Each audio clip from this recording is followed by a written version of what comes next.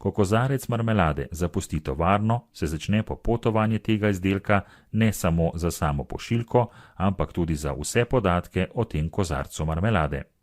Če so podatki nekakovostni, lahko to povzroči napake, kot je slabo optimiran transport, ko tovorna vozila niso napolnjena do svoje polne zmogljivosti, kar ni niti okolju prijazno, niti stroškovno učinkovito. Voznikom se izrekajo globe zaradi preobteženosti tovornih vozil, kar gre pripisati slabi kakovosti podatkov o teži izdelka.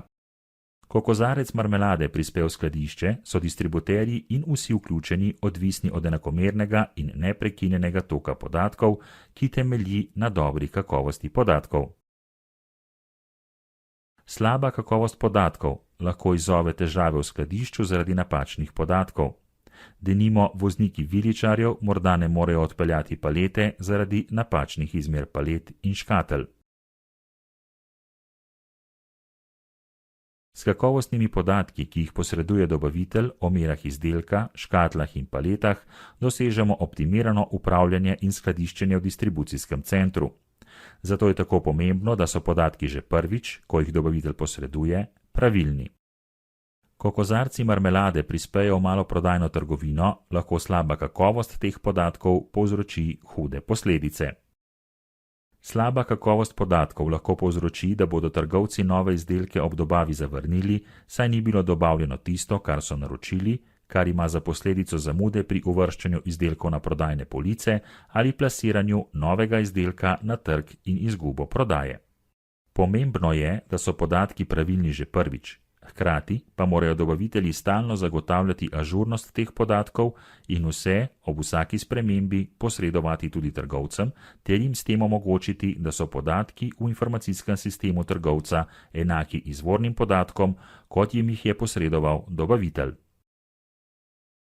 Zaradi napačne količine pakiranj lahko pride do napak na računih.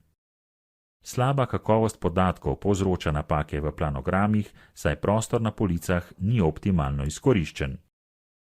Če dobavitelji zagotovijo kakovostne podatke, lahko maloprodajne trgovine ustrezno uvrstijo izdelke na svoje police, tako v fizičnih trgovinah kot tudi na spletu. Zaradi vse pogostejšega spletnega nakupovanja morajo dobavitelji svojim potrošnikom zagotoviti več podatkov o izdelku, tudi v digitalni obliki, in jim tako omogočiti enako nakupovalno izkušnjo kot tistim v klasični trgovini.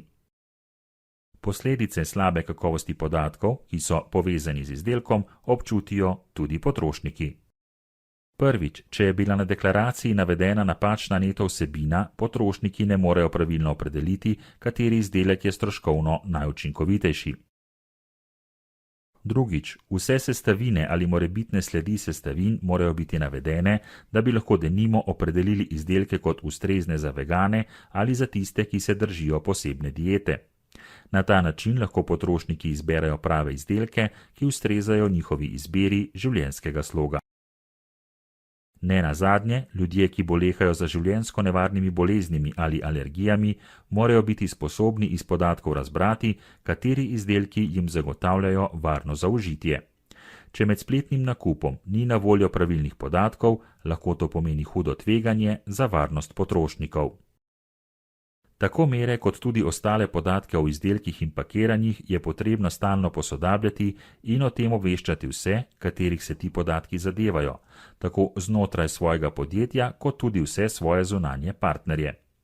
Ključnega pomena je, da izmenjate kakovostne podatke o izdelkih in pakiranih tako, kot je določeno v opisu procesa upravljanja podatkov, ter da so vedno ažurni. Le tako lahko zagotovite, da imajo vsi točne in kakovostne podatke o izdelkih in pakiranjih.